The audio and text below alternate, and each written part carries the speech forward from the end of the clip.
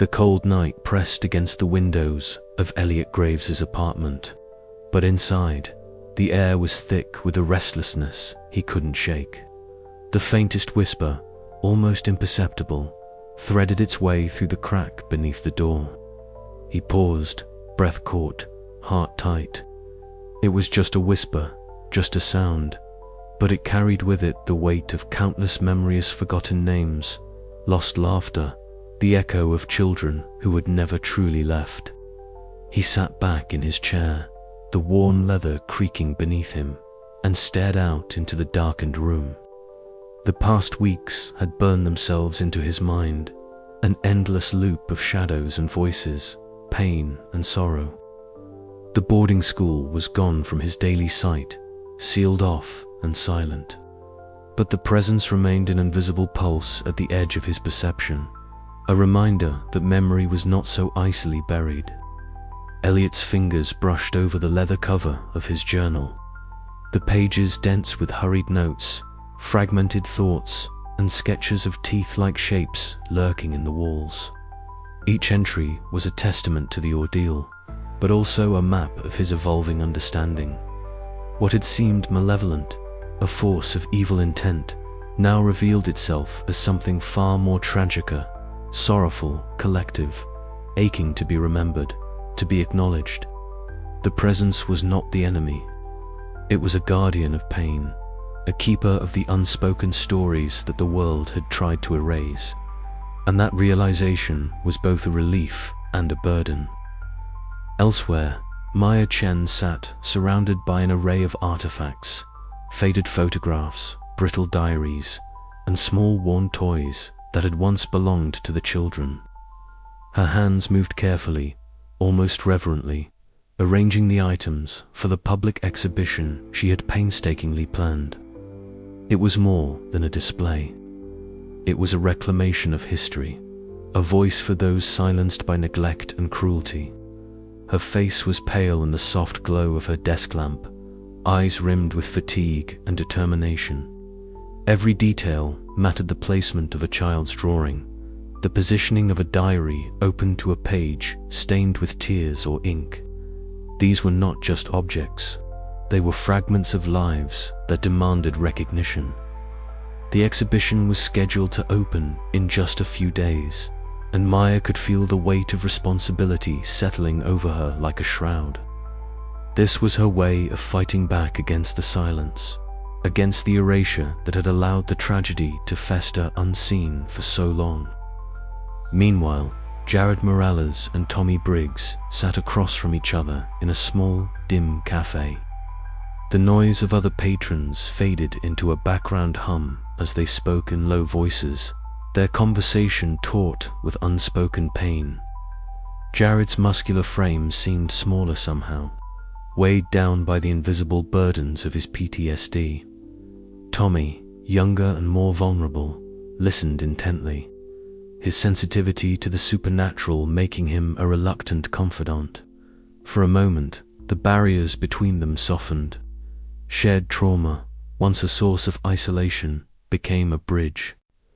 They found in each other a fragile hope, a possibility that the scars inflicted by the past could be acknowledged, if not erased.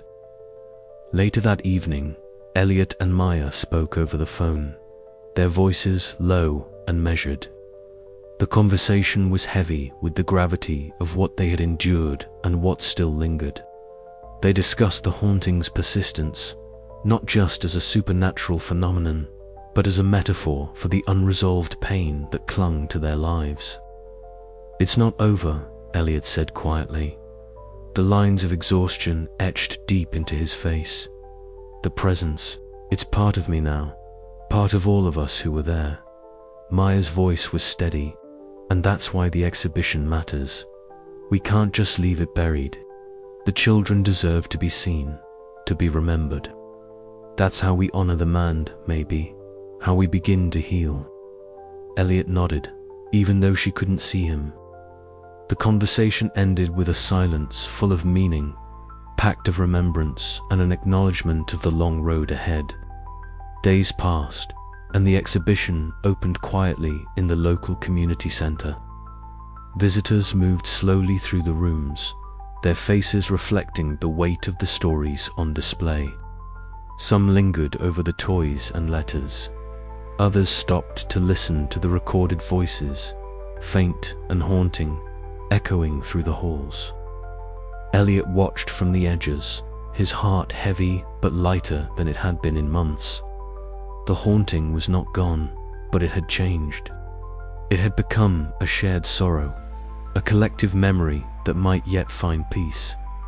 At night, the whispers still came, soft, elusive, like the rustle of leaves in a forgotten forest. But Elliot no longer flinched. Instead, he listened, and in those fragile moments of connection, he found a strange comfort. The teeth in the walls had not vanished. They remained, guarding the past and reminding the living that memory, no matter how painful, was a flame worth keeping alive. The haunting remains, but so does hope. The evening settled over the abandoned boarding school with a heavy silence, broken only by the distant creaks and sighs of the aging structure. Elliot Graves sat alone in the shadowed library, the pale light of a single flickering candle barely illuminating the worn pages of his journal. His fingers trembled slightly as they traced the edges of an old sepia-toned photograph, a small boy with bright eyes, frozen forever in time. The face belonged to his younger sibling, lost long ago to a cruel accident that had carved a scar deep into Elliot's soul. Around him, the walls seemed to breathe with memories, their faded paint peeling like the layers of forgotten years. Faint whispers echoed through the hollow halls, the soft laughter of children, the fragile murmur of voices barely audible, threading through the silence like fragile threads of a broken tapestry. Elliot closed his eyes, swallowing hard against the swell of grief that threatened to overwhelm him. The past was no longer distant. It pressed against him here, in this place where so many childhood stories had ended in sorrow. Maya Chen's footsteps approached softly, breaking the solitude with a gentle presence. She carried a bundle of papers and a small leather-bound diary, worn with age and time. Settling beside Elliot, she offered the diary with a quiet reverence. "These belonged to a girl named Lillian," she said softly. "She was one of the children who lived here. Her words, they tell us much about what happened." Elliot accepted the diary, the weight of it heavy in his hands. As Maya recounted passages from the fragile pages, her voice carried the weight of history and empathy. The entries spoke of loneliness, fear, and moments of fleeting joy, a childhood marred by neglect and pain that echoed Elliot's own buried memories. The flickering candlelight cast their faces in a dance of shadow and glow, the lines of sorrow and hope etched deeply in their features. "You see," Maya continued, "what haunts this place isn't just a ghost. It's the accumulation of pain, the echoes of all these lost children. They're trapped in their stories, waiting for someone to remember them." Elliot nodded slowly, the knot in his chest tightening. "I lost someone too," he admitted, voice barely above a whisper. "My brother. I was supposed to protect him, but I wasn't strong enough." The admission hung between them, fragile but freeing. In that moment, the invisible walls between past and present, between the living and the dead, seemed too thin. Later that night, Tommy Briggs sought out Elliot. The young apprentice's face was pale, eyes wide with the weight of something unspoken. "I keep seeing things," Tommy confessed, voice cracking. "Memories, not mine. But they feel real, like they're buried inside me." Elliot placed a steady hand on the boy's shoulder, his own protective instincts rising. "You're not alone," he said firmly. "We all carry our shadows, but together, maybe we can find some light." Outside, the dusk deepened into night, painting the sky in bruised purples and deepening blues. Jared Morales stood nearby, the tension in his muscles slowly easing as he spoke quietly to Elliot about his own battles with PTSD. Their shared struggles formed an unspoken bond, a fragile camaraderie forged in the crucible of pain and survival. The haunted walls of the school seemed less oppressive now, not because the darkness had lifted, but because within it, a small spark of understanding had ignited. The echoes of childhood trauma were no longer just haunting shadows. They were stories waiting to be heard, wounds aching to begin healing. As Elliot returned to his journal, the words flowed more freely, a testament to pain faced and fears met. The night whispered on around him, full of sorrow and hope entwined, promising that even in the deepest darkness, the faintest light could find a way through. But the walls still held their secrets, and the teeth in their cracks still gnawed at the edges of reality. The story was far from over, and somewhere deep within the silent halls, the faintest whisper lingered, a call, a question, a memory waiting to be reclaimed. The night was not yet done with them. The local museum's gallery was transformed into a solemn shrine that evening, its walls heavy with the weight of history and memory. Maya Chen stood at the center of the room, her voice clear and steady as she addressed the gathered crowd. Around her, the artifacts from the abandoned boarding school were arrayed carefully faded photographs depicting children with uncertain smiles, worn toys that had survived decades of neglect, and journals pieced together from the fragments found in the hidden rooms. This exhibition is not just about the building, Maya said, her eyes sweeping the room with quiet intensity, but about the children who lived, suffered, and died here. Their stories have been lost for too long. Today, we honor their memory and confront the truth of what happened within these walls. A hush fell over the crowd as she spoke, the air thick with emotion and reverence. Among the attendees were faces from the local communities, some bearing the marks of personal loss, others simply curious or skeptical. Elliot Graves lingered near the back, his usually steady hands gripping the worn leather cover of his journal. The weight of his own trauma pressed on him, intensified by the public exposure of a past he had long tried to keep contained. He scanned the room, catching sight of Jared Morales standing near the entrance, muscles taut and eyes flickering with restless energy. Nearby, Sheriff Paula Reed exchanged quiet words with Jared, her presence a firm anchor amid the fragile atmosphere. Outside, the abandoned school stood beneath a heavy sky, its silhouette a stark reminder of the suffering it had witnessed. A chill wind rustled through the cracked windows, carrying with it faint, almost imperceptible whispers echoes of the children who had once called this place home. The presence within the walls seemed to linger, neither fully at rest nor openly hostile, a silent testament to memories too painful to fade. Inside the gallery, conversations began to ripple through the crowd. Some spoke in hushed tones about the atrocities revealed by Maya's research. Others debated the ethics of reopening wounds so deep and old. Elliot found himself caught between relief and unease. The exhibition was a necessary step toward healing, yet it also stirred shadows he was not sure they were ready to face. Maya moved among the guests, answering questions and sharing stories. She had uncovered stories of hope and horror intertwined. She spoke of the children's resilience, the quiet acts of kindness amidst cruelty, and the importance of remembrance. Her passion ignited a spark in many hearts, drawing the community closer to a shared understanding. Elliot's mind drifted back to his journal, the scattered notes and sketches chronicling their harrowing experience. The building had changed them all, exposing wounds both old and new. His own childhood trauma, once a locked door, now stood ajar, confronting him with a clarity he had never sought but could no longer deny. Jared approached him quietly, voiced low and raw. "I never thought I'd see this place again," he admitted. "But maybe facing it out here, with everyone, is the only way to get through it."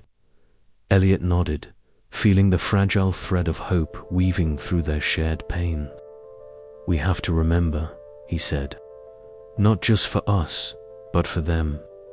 As the night deepened, the crowd slowly dispersed, leaving behind the silent artifacts and the stories etched into the walls. Elliot lingered a moment longer, looking out through the gallery windows toward the school. The whispers carried on the wind seemed to beckon a reminder that the story was unfinished, that the past still lived within the walls, waiting to be told again and again. Outside, a figure flickered in the shadows, amorphous shape with the faintest glimmer of childlike features and the unsettling glint of teeth-like forms embedded in the crumbling masonry. It was neither friend nor foe, but a presence tied irrevocably to memory and loss. Elliot swallowed hard, the chill crawling up his spine. The building's story was far from over, and neither, it seemed, was the haunting. He closed his journal with a soft snap, steeling himself for whatever came next. Because some stories, no matter how dark, must be told, and some whispers, no matter how faint, refuse to be silenced. The site lay unusually silent that morning, the usual clatter of machinery and voices replaced by an almost palpable stillness. Elliot Graves sat alone in the cramped, makeshift office at the edge of the construction zone, the faint glow of a single desk lamp illuminating the worn pages of his journal. His pen hovered for a moment, then began to move with a deliberate, steady rhythm. Outside, the sun casts long, pale beams through broken windows and cracked plaster, painting the abandoned boarding school in hues of gold and grey. He paused, glancing toward the cracked wall beside him, where he thought he heard the faintest rustling like a whisper carried on a breath of stale air. The hairs on the back of his neck prickled. Despite everything he'd witnessed and endured, the presence, the collective sorrow etched into the very bones of this place, still lingered, stubborn and unyielding. It was a quiet before the storm, or perhaps simply a whisper in the absence of sound. Elliot's hand tightened around the pen as he wrote, his thoughts drifting to the lessons carved into his mind by the ordeal. The children's stories, the weight of unspoken traumas, and the fragile threads of connection that had bound the crew together through the darkest nights. His journal had become more than a log of strange occurrences. It was now a testament to survival, a record of the scars left behind not just by the building, but by the memories it harbored. Down the hall, Maya Chen moved with purposeful steps, her glasses catching the light as she carried a small box of artifacts from the hidden rooms. She paused beside Elliot's office door, listening to the soft scratch of his pen. "Elliot," she called gently, her voice low but warm. "Still writing?" He looked up, offering a tired but genuine smile, trying to make sense of it all. "It doesn't feel like it's really over." Maya nodded, stepping inside. "The past doesn't just disappear. It waits, tucked away, until someone remembers." They spoke quietly about everything they had uncovered, the stories of pain and neglect, the resilience of memory, and the strange weight of the present pressing against their minds. The hallway outside seemed to breathe with shadows, and though the overt horrors had receded, the subtle signs of the presence's endurance remained, faint whispers, shifting shadows, the occasional chill that seeped in even on a warm day. Elsewhere on the site, Jared Morales and Tommy Briggs sat on a fallen beam near the edge of the cleared grounds. The younger man fidgeted nervously, glancing toward the skeletal remains of the school with wide eyes. Jared, muscles taut but voice gentle, shared a rare vulnerability. "I never thought I'd say this, but I'm glad you're here, kid. Helps me keep my head straight." Tommy looked up, surprised, then nodded. "Me too. I'm scared, but not alone." Their conversation was a fragile bridge between fear and hope. A quiet affirmation that trauma could be faced together, even if the shadows lingered. Meanwhile, Claire Dunham walked the long corridor that had once been the main artery of the school. Her usual professional composure gave way to a flicker of uncertainty when her eyes caught a subtle movement in the dim light, something that vanished as quickly as it appeared. She stopped, breath-catching, the skeptic in her wrestling with the inexplicable. Was it a trick of the light, or a reminder that the presence was still watching? As evening fell, the crew gathered briefly near the site's edge, the sky a bruised twilight. Words were few, but the unspoken understanding was clear. Their lives had been irrevocably altered by the boarding school's dark history and the spectral scars it carried. Yet beneath the unease, there was a tentative resolve, a commitment to remember, to bear witness, and to carry forward the stories that the walls whispered. Elliot returned to his journal once more, concluding his entry with a line that echoed in the stillness. "The quiet before is never truly quiet. It waits, it listens, and it remembers. So must we."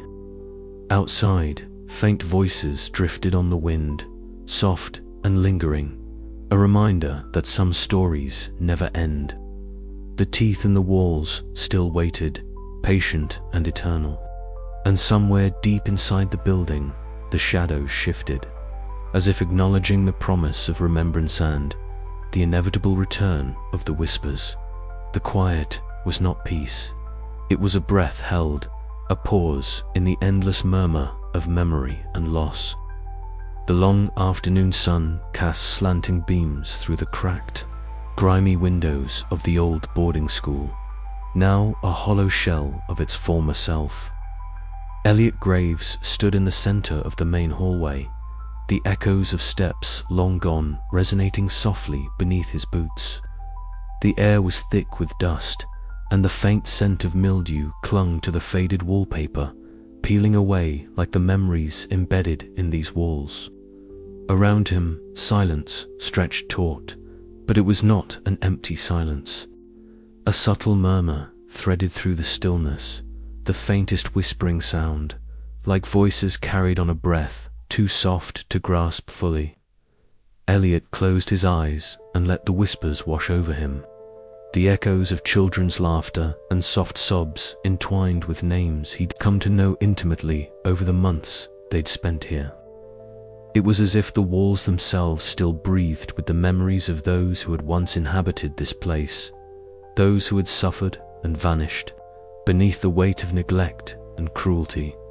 He shivered, but not from cold. The presence was still here, lingering in the spaces between reality and memory, a spectral imprint refusing to fade. Behind him, footsteps approached. Maya Chen appeared, her glasses catching the dying light as she carried a small box of artifacts, yellowed photographs, brittle letters, a worn stuffed bear missing an eye. She set them gently on a makeshift table and began arranging them with reverence, her fingers trembling slightly. "They deserve to be remembered," she said softly, eyes never leaving the fragile history laid before her. Elliot nodded, swallowing the lump in his throat. "We all do." Outside, Jared Morales stood apart from the group, leaning against a rusted beam. His muscular frame was rigid, yet his gaze was distant, haunted by memories that no time had healed. The PTSD that had once been a private battle now writhed alongside the spectral presence that had invaded their lives here. He clenched his fists, shadows flickering behind his eyes as if the ghosts of both worlds pressed in on him. Across the hall, Tommy Briggs had slipped away, drawn to the old classroom where faint chalk outlines still lingered on the blackboard. He traced the faded drawings with trembling fingers, whispering names he'd heard in the dark. Names that felt like both a burden and a bomb. The air grew colder as he spoke, and for a moment, the childlike forms seemed to stir in the shadows, watching, waiting. Claire Dunham and Sheriff Paula Reed moved quietly through the building, their expressions taut with unease, reflecting the collective exhaustion and unresolved tension that clung like a second skin. The project was over, but the scars it left were etched deep within each of them. As twilight deepened, Elliot opened his battered leather journal, now filled with entries chronicling the slow unraveling of reason and the raw exposure of buried pain. He wrote of the whispers, the hidden rooms, the children's faces that flickered just beyond sight. His hand trembled, but he continued, driven by a need to confront the darkness rather than flee from it. "The walls, remember," he wrote, "and so must we." Outside the building, the wind stirred, carrying with it a soft susurration. The whispers returned, faint and fragile, but unmistakable voices that would not be silenced. They threaded through the empty halls and empty hearts, a testament to the enduring presence of forgotten sorrow. The teeth in the walls had not vanished. They waited, patient, persistent in the spaces between memory and oblivion. Their stories etched into the fabric of the building and the souls it touched. Elliot closed his journal, a chill running down his spine. Somewhere deep within the silence, a whisper called his name once more. He did not turn to answer. Outside, the first stars appeared, cold and distant, shining down on a place where the past still breathed, and the whispers in the walls never truly ceased. The end was not an end at all. It was a beginning, a quiet, haunting reminder that some memories are eternal, and some scars remain unseen but never healed. And in the darkened halls of Holleridge, the children still waited.